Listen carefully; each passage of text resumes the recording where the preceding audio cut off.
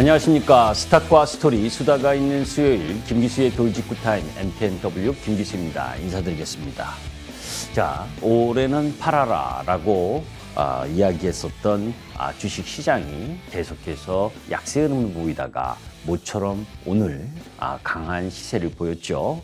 사실 코스닥 지수로 보게 되면 4월 11일 날 에코프로가 고점이 나오면서 지수가 좀 흔들렸고, 그리고 4월 19일 날 포스코 케미컬이 42만 2,500원 고점을 찍고 나서 지수의 고점이 나왔고, 그런 가운데에서 4월 24일 CFD, 소시에테 제네럴 사고국 이 작전 조사 흐름이 나오면서 지수가 하락. 결국 그 속에서 월요일, 이번 주 월요일 부분에서 지수의 저점이 양시장 다 나온 모습입니다. 자, 구체적인 부분은 이후 시간에 말씀을 드리도록 하고, 자, SG 사태, 소시에테 제네럴발 이 증권 폭락 이 부분이 지금 계속 진행되고 있는 중이지요. 그런 가운데에서 CFD 거래 잔액 상위 5개 증권사, 교보증권, 키움증권, 삼성증권, 메리츠증권. 사실 이 CFD 손실액은 창구 역할을 한 외국계 증권사가 우선 충당하고 그 속에서 국내 증권사가 갚아주는 겁니다. 결국 갚아주는 부분에 있어서 국내 증권사는 개인 투자자에게 구상권을 청구하게 되겠죠. 그죠? 왜냐하면 반대매매 다 나가도 손실이 난 계좌, 그죠? 그거를 구상을 받아야 되니까. 자, SG 사태 폭락 중인 8개 종목들이 있죠. 그중에 이제 대표적인 한 두 종목을 여러분들께 보여드립니다. 어제 종가 모습이에요. 주가가 이렇게 급락을 하면 개인 투자가들이 하한가 한 3번 정도 두드려 맞으면 단기적으로 낙폭이 과하니까 단기 매매를 하러 들어가는 초보 투자가분들이 많으십니다. 절대 초보 투자가분들은 떨어지는 종목에서 단기 매매를 하시면 안 돼요. 제가 이 김기수 돌직구 타임을 하면서 항상 여러분들께 강조드리는 것이 무엇입니까? 주식의 가격을 바라보지 마시고 주식의 가치를 바라봐야 된다는 말씀을 많이 드리죠. 자, 대성홀딩스가 2022년에 매출이 1조 2,500억, 영업이익이 딸랑 70억. 그죠? 이렇게 하한가 4번을 급락을 해서 맞은 가격도 시가총액이 3,628억이라면 비싼 겁니다. 싼 주식이 아니에요. 하한가 4번이 맞은 주가라고 하더라도. 마찬가지 삼천리는 그래도 대성홀딩스보다는 조금 나은 모습입니다. 자, 이런 주식과 관련된 흐름 부분을 이야기하려고 하는 게 아니라 CFD 양반이다. 그죠? 그리고 매번 여러분들 위클리 옵션이라고 매주 목요일 날 로또 추첨일이죠. 그죠? 자, 이 위클리 옵션 시장도 사실 2019년 1,000억대, 200억대에서 3,000억대까지 이 시장 규모였었는데 이 3년 만에 그죠? 2조. 사실 이 위클리 옵션을 만든 부분은 정규 옵션, 그죠? 우리가 다달이 돌아오는 옵션 만기, 이거 대비 적은 비용으로 해지를 하고 그런 가운데에서 옵션 만기일에 효과를 분산하려고 만든 거예요. 그런데 이게 잘못 적용돼가지고 개인 투자가들이 로또성 흐름으로 매매를 하니까 항상 보게 되면 목요일 날 변동성이 크잖아요. 제가 왜 이 이야기를 하냐면 사실 개인 투자자들이 위클리 옵션을 거래 대금이 이 4년 새 83배로 엄청난 규모가 커졌다. 그런데 이렇게 위험한 자산을 매매하는데 1천만 원 이상의 예탁금과 몇 시간의 교육만 수강하면 누구나 매매를 할 수 있습니다. 여러분들 주식을 하시면 그죠? 어렵다는 거 느끼실 겁니다. 어렵다라는 걸 느끼지 못하시면 정말 절절하게 주시장에 참여하고 있지 않은 거죠. 해외에서 위클리 옵션부터 시작을 해서 CFD 계좌, 그리고 파생상품, ETF 이런 거 선진 금융기법이라고 해서 그죠? 무슨 장 만들어내잖아요. 그건 뭡니까? 개인 투자가들, 잘 모르는 개인 투자가들, 그 속에서 주식에서 손실 본 거, 레버리지를 활용해서 한순간에 많이 하려고 하는 그 투기적 심리를 이용해서 개인 투자가의 피를 쪽쪽 빨아먹기 위해서 만든 이름하여 선진 금융 기법이지 실제는 그죠? 돈 놓고 돈 먹는 그런 흐름인 겁니다. 철저하게 공부하고 경험하지 않으신 분들은 접근하시면 안 되는 거죠. 자, 여하튼 그 얘기를 하려는 게 중심이 아닙니다. 아까 종합주가지수, 코스닥지수의 지수 이야기를 했죠. 코스닥 지수가 고점이 나왔었던 부분이 4월 19일. 그죠? 그리고 나서 급락을 하기 시작을 해서 내려왔는데 사실 1월 달부터 제가 그 이전에 한번 이 말씀을 드렸어요. 그죠? 양시장의 신용 잔고가 20조가 넘어갔다. 그죠? 그러니까 외상 거래가 너무 많다. 이거 한번 속가내는 작업이 펼쳐져야 되는데 4월 19일 이후 월요일, 오늘 이제 이번 주 월요일까지 그 부분이 진행됐죠. 그래서 하루에 100억에서 200억 내외의 1월, 2월, 3월, 4월에 반대 매매가 나오던 부분이 이 5월 달 들어서는 560억, 597억, 그죠? 400억, 500억대의 반대 매매가 맨날 나왔다는 겁니다. 왜? CFD 계좌에서 급락을 맞으니까 그 종목 부분에 있어서의 반대 매매도 물론 나가겠지만 팔 수 없는 상황이 되니까 보유하고 있던 주변 종목 부분들이 매도가 나가고 그러면서 지수가 급락을 하면서 시장이 교란된 거죠. 그죠? 이걸 얘기해서 그죠? 시장이 안 좋다가 아닙니다. 이런 부분을 통해서 20조가 넘었었던 신용 잔고가 그죠? 18조대로 내려오면서 그죠? 약 3조 가까이 신용 외상 매매가 털어졌다. 그러니까 시장은 가벼울 수밖에 없죠. 그죠? 그래서 종합주가지수나 코스닥 지수가 월요일 날 저점이 나왔다는 겁니다. 잠시 후에 본격적으로 돌직구 타이밍을 시작하도록 하겠습니다.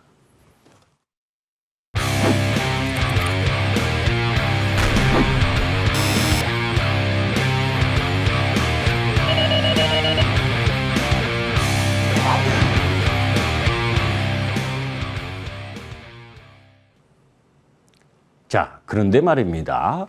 자, 미국 시장이 엊그제 반등했을 때는 어제 우리 시장이 음봉을 맞이했고 또 어제 미국 시장이 약세를 보이니까 오늘 우리 시장은 양봉을 보이면서 강세를 보였습니다. 미국 시장이나 우리 시장이나 아직은 비추세 구간입니다. 박스권이라는 거죠.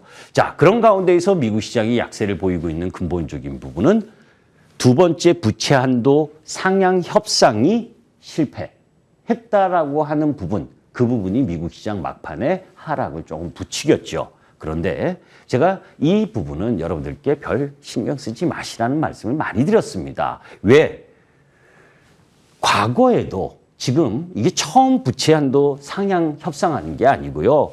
78차례나 협상했고 결국은 뭐예요? 통과했다는 겁니다. 협상됐다는 겁니다. 그죠? 야당은 재정 지출을 줄여라라고 하는 것이 기본적인 이야기. 그런 흐름 부분들이 78차례나 진행됐기 때문에 결국 진행되는 거죠. 그런데 여러분들 보시면 아시잖아요. 우리나라 정치권도 마찬가지고 해외 정치권도 마찬가지죠. 스스로 싸우다가 그죠? 나중에 계속해서 발목을 잡으면 국민들이 표를 안 주게 되잖아요. 그러니까 둘 다 명분을 내세워서 싸우지만 끝까지 고집해서 협상에 실패를 하면 그 책임 전가를 받기 싫어하기 때문에 결국은 협상이 될 겁니다. 중요한 건 현재 하원을 장악한 공화당이 정부의 재정 지출을 줄이는데 합의가 된다고 해서 단기적으로는 좋아요. 그런데 지출 감소안이 통과된다면 단기적으로는 호재지만 이후 중장기적으로는 경기에 대한 의문점으로 다소 부담을 줄 수 있다는 것도 염두에 두면서 접근할 필요가 있습니다.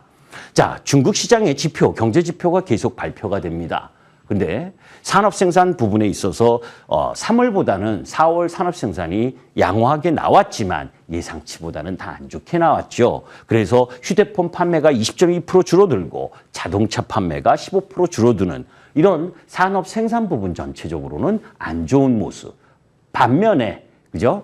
소비나 이런 부분들은 조금씩 나아지는 모습. 기대치는 못 미칩니다. 그런 가운데에서 20%를 넘어선 중국 청년 실업률이 중요합니다. 이 이야기는 뭐예요?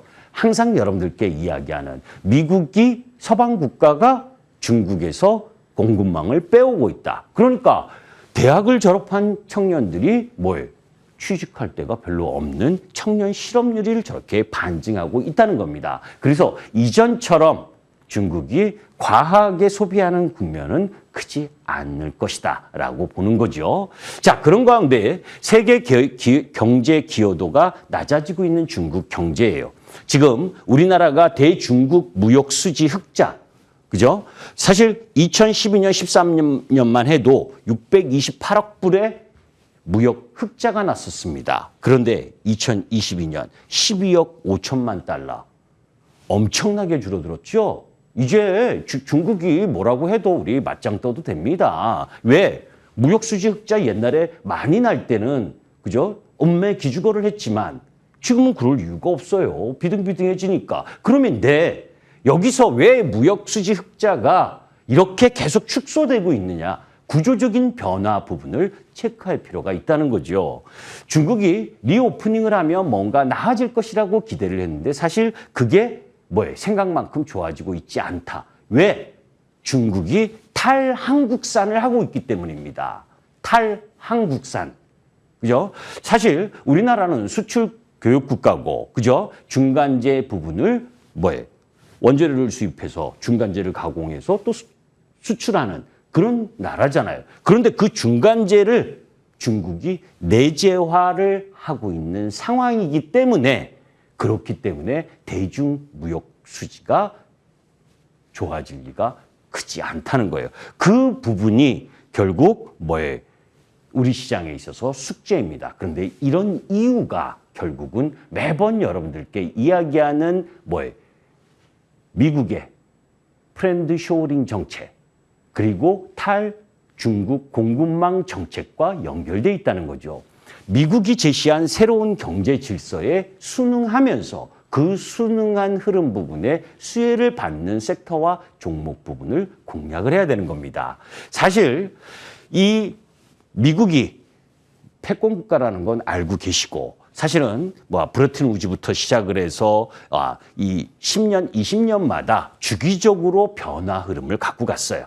근데 이걸 자세하게 알려고 하면 시간이 많이 걸리니까 여튼 그러한 가운데에서 지금 어떤 현상이 전개가 되고 있느냐. 미국과 그죠? 이 파란색 부분 미국, 캐나다, 멕시코 그리고 콜롬비아, 칠레, 아르헨티나 그리고 유로 이렇게 파란색 칠한 지역 부분에 있어서의 미국 중심의 동맹 강화 그리고 러시아와 그리고 이란 그리고 사우디 중동 국가들이죠. 북한 그리고 이쪽 아프리카 쪽 이쪽 부분이 이제 중국 중심의 블록화가 진행되고 있다는 겁니다. 자, 그런데 왜 주식 얘기하는데 이런 걸 알아야 돼? 머리 아프죠? 그런데 사실은 이런 정치, 경제 이런 흐름 부분들이 결국 산업의 변화, 산업의 지형도의 변화를 갖고 오기 때문입니다. 자, 사실 중국 중심의 공급망 구축 과정에서 가장 수혜를 입었었던 나라가 일본이라든지 호주라든지 대만, 한국이었습니다. 근데 지금 이 언급한 나라들은 이제 미국 공급망 중심 쪽으로 이동을 하고 있어요. 그 반면에 미국과 혈맹 관계를 중시하던 중동이나 남미는 친미에서 탈피해서 친중 노선으로 가고 있다는 거죠. 이 현상을 어디서 할 수 있느냐면 이란과 러시아, 아르헨티나에 이어서 지난 3월 달에 아랍에미리트가 수출 대금을 유한화로 지불했고 사우디와 브라질도 유한화 거래가 지금 임박했습니다. 미국이 가만두겠습니까? 그죠? 미국은 역사상으로 그죠? 달러 시스템에 도전하는 국가를 용납한 적이 없습니다. 자, 이 이야기는 뭐냐? 결국은 이런 블록화를 만들면서 그죠? 여러 가지 위험한 흐름 부분들이 진행될 수 있다는 거예요. 그러면 이 블록화를 왜 진행하느냐? 미국이 사실은 경제에서 그죠? 우리가 매번 이야기하는 GDP의 70% 이상이 소비국가라고 이야기할 정도로 소비 쪽 중심, 그리고 금융과 서비스 정보 산업의 중심이었습니다. 회색 부분. 반면에 제조업은 미미했죠. 왜? 글로벌 분업화를 시켜서 그죠? 제조 생산은 값싼 노동력의 흐름을 갖는 중국이라든지 아세안 지역 이쪽에서 제조를 했고 이 커다란 기술 이런 부분들만 이 큰 밸류체인 부분에 있어서 상단에 놓여 있었던 거죠.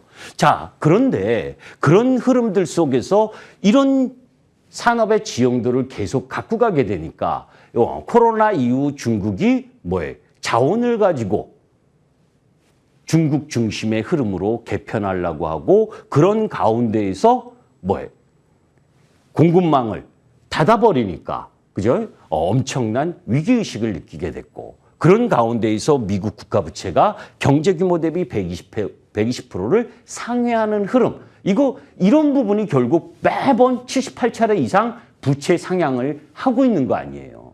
그죠? 그런 적자. 만약 우리나라 같았으면 벌써 뭡니까? 디폴트 선언이죠.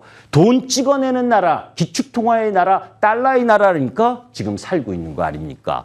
그래서 미국과 중국 무역 수지 괴리가 커졌고 이거를 막아보려고 제조업을 미국으로 끌어들이고 있는 거죠. 자, 이러한 변화 부분. 그래서 간단하게 정리하면 국제 분업이 자국 우선주의로 세계화가 탈세계화, 단일 패권이 다자간 패권으로 그러면서 기존 20년 동안 형성되었었던 이 부분이죠. 20년 동안 주식시장, 금융시장, 채권시장, 모든 부동산 시장 할 거 없이 아주 평화로운 시장이 됐죠. 제가 예를 들어서 이런 이야기입니다.